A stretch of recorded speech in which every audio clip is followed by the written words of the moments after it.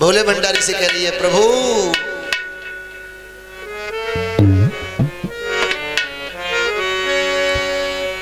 जिय बेनो देहा नदी बेनो गा,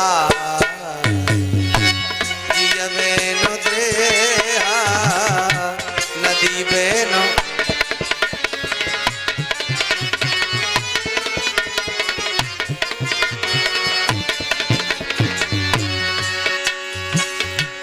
जिय बेनो देहा नदी बेनो बारी, जिय बिन देहा नदी बिन बारी, तैसे नाथ पुरुष बिन नारी, तैसे नाथ पुरुष बिन नारी, तैसे नाथ।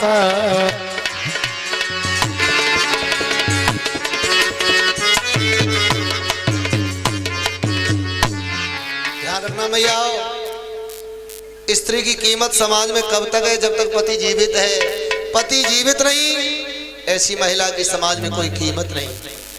विश्वास रहो तो देख लो, जो विधवाएं जी रही है बिना पति के गली से निकलना भी मुश्किल हो जाता है साहब। भैया भोले भंडारी ने कहा, रति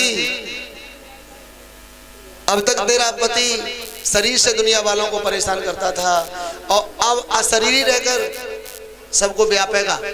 अभी तू जा, द्वापर में कन्हैया का अवतार होगा, उनका जो बेटा होगा प्रद्युम्न वो कामदेव का अवतार होगा। जब जदवंश कृष्ण अवतारा होए हरन महामयी भारा, तब कृष्ण तने होए पति तोरा, वचन अन्यथा होई न मोरा। रति को विदा कर दिया। अंकुर एक बार तू देख ले जाके बेटा, ना कोई बात नहीं, तू देख जाके अपने हिसाब से, थोड़ी गूंज रहे बस। भैया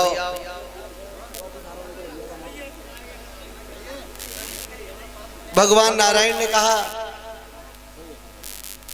भोले बाबा से, बहुत भारी है, एक बार जाके देख, शादी कर लो। शंकर जी शादी को तैयार भये, सप्तर्षि गए पार्वती की परीक्षा करने के लिए। परीक्षा में वो पास हो जाती हैं। हिमांचल ने बेटी को घर बुलवा लिया। आहा, बाप जब बेटी की शादी करता है तो बाप को बड़ी भारी खुशी होती है साहब हृदय में, पर वो खुशी है कब तक? जब तक बेटी आंगन में है तब तक। कितना ही गरीब बाप क्यों न हो। धन्यवाद, ठीक है बेटा, शाबाश, हल्का हल्का थोड़ा सा वॉल्यूम जरा सा। बेटी की शादी करता है ना, पैसा से जेबें भरी रहती है, न जाने कहां से आ जाता है। क्या कृपा है परमात्मा की। कितना ही काम करे शरीर में थकान नहीं मालूम पड़ती साहब। कभी हलवाई के पास जाएगा, कभी टेंट बुक करेगा, कभी बाजार से सामान खरीद के लाएगा, सुबह से लेके शाम तक दौड़ रहा है, पर रोम रोम पुलकित है, बड़ी भारी खुशी है, मेरी बेटी की बारात आएगी। पर वो खुशी है कब तक? जब तक बेटी आंगन में है तब तक। बेटी विदा होकर ससुराल चली गई, रिश्तेदार भी सब अपने अपने घर गए। फिर उस सूने आंगन को देखकर उस बाप को ऐसा मालूम पड़ता है मानो मेरा कुछ खो गया, कुछ लुट गया। मेरे आंगन की सारी शोभा मेरी बेटी के साथ चली गई। जेब खाली, शरीर में भी थका। टेंट वाला भी आके अगर बोलेगा ना, साहब हिसाब करने आया हूं टेंट का, तो बोल देगा आज नहीं, कल मैं अपने आप आ जाऊंगा आपकी दुकान पे। जब दुनिया में दो गरीब है, एक बेटी और एक गाय। गैया कसाई को दे दो तो चली जाएगी, ब्राह्मण को दे दो तो चली जाएगी। ऐसे ही बेटी अगर सुशील है तो उसकी कलाई आप जिसके हाथ में दे दोगे मना नहीं करेगी, चली जाएगी। बेटा सुशील है तो एक कुल को तारेगा और बेटी सुशील है तो दो कुलों को तार देगी। आज वो बेटी न मायके में सुरक्षित है न ससुराल में। मायके ससुराल की बात छोड़ दो, बेटी मैया के पेट में भी सुरक्षित नहीं है। लोग अल्ट्रासाउंड से पता करवा लेते हैं बेटा है या बेटी। बेटा है तो ठीक है, और बेटी है तो कत्ल हो गया। वो बेटी मैया से कह रही है, माँ मेरी हत्या न करा, मेरा जन्म हो जाने दे। मैया एक दिन तू भी तो बेटी थी, काश अगर तेरी माँ ने तेरे साथ ऐसा किया होता तो तू दुनिया में कैसे आ पाती। मैया मेरा जन्म हो जाने दे, तू मेरे लिए नए कपड़े न मंगाइए बाजार से। बड़ा वाला भैया उतारता रहेगा, मैं पहनती रहूंगी।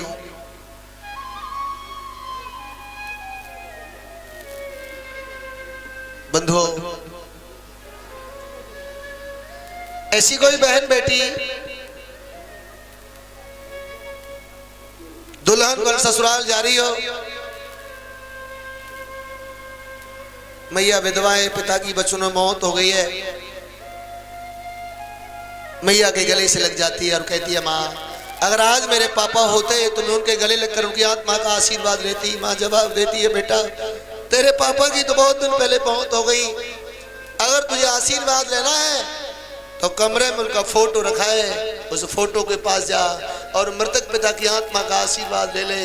बेटी रोते हुए कमरे में प्रवेश करती है, फोटो के सामने खड़े होकर निवेदन करती है, पापा आज मैं अपनी ससुराल जा रही हूँ, मुझे अपनी आत्मा का आशीर्वाद दे दो। बोलो, आप बोल नहीं रहे।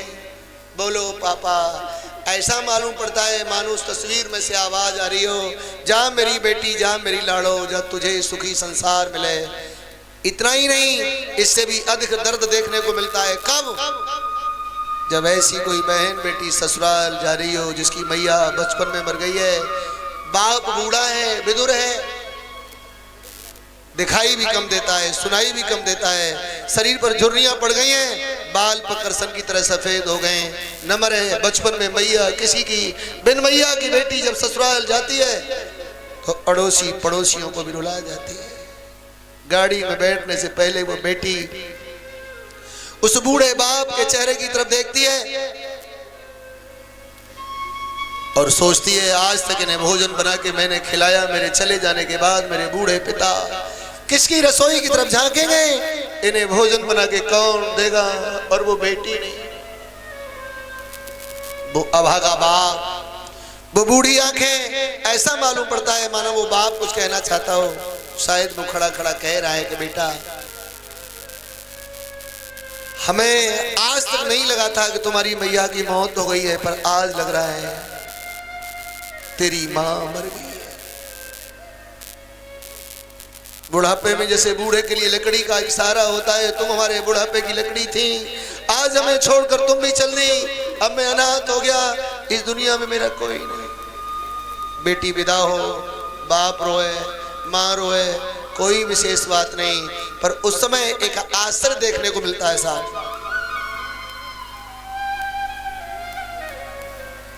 गाड़ी में बैठने से पहले वो बेटी जिस समय भैया के गले में बाहें डाल लेती है तो उस भैया की चीख निकल पड़ती है, जोर जोर से रोता है, चिल्ला चिल्ला के। लोग समझाते हैं, क्यों रे, तुम दोनों में 10 मिनट भी नहीं बनती थी, चूहा और बिल्ली की तरह लड़ते थे, और आज तू इस तरह से रो रहा है, चिल्ला चिल्ला के, जोर जोर से। उस वक्त वो दहर बांध के जवाब देता है, लड़ती जरूर थी, जब भोजन बन जाता था तो सबसे पहले मेरे ही सामने लाके परोस देती थी। भैया बेटी वो पात्र है घर का, ससुराल में रह रही है, अगर आप उसे कष्ट देना चाहते हो तो उसके बाप को गाली देना शुरू कर दो। तेरा बाप नंगा है, उसके पास है क्या, उसने मैं क्या दे दिया। बहनें ससुराल में भी नहीं चूकती, बोल देती हैं, कड़ी से कड़ी सजा दे दो, मेरे पापा को कुछ मत कहना।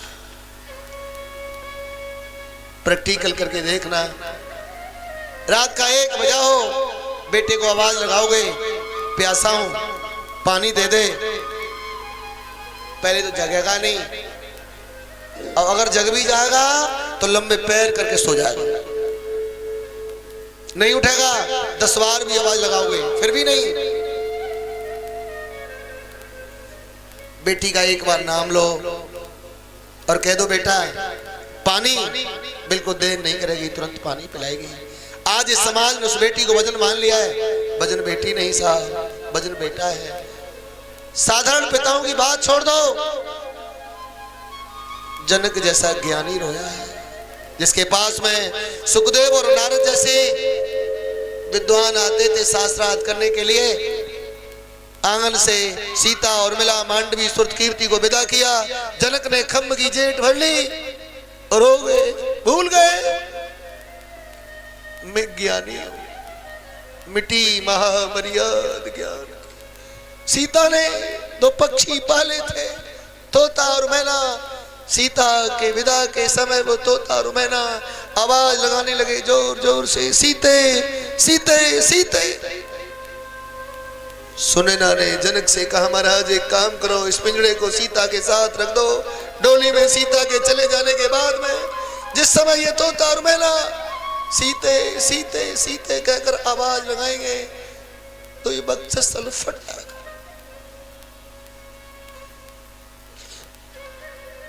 सुख सार का जानकी जाए, कनक पींजरन राखे पढ़ाए। जनक उर्मिला से मिले, मांडवी से मिले, सुरत कीर्ति से मिले। जैसे ही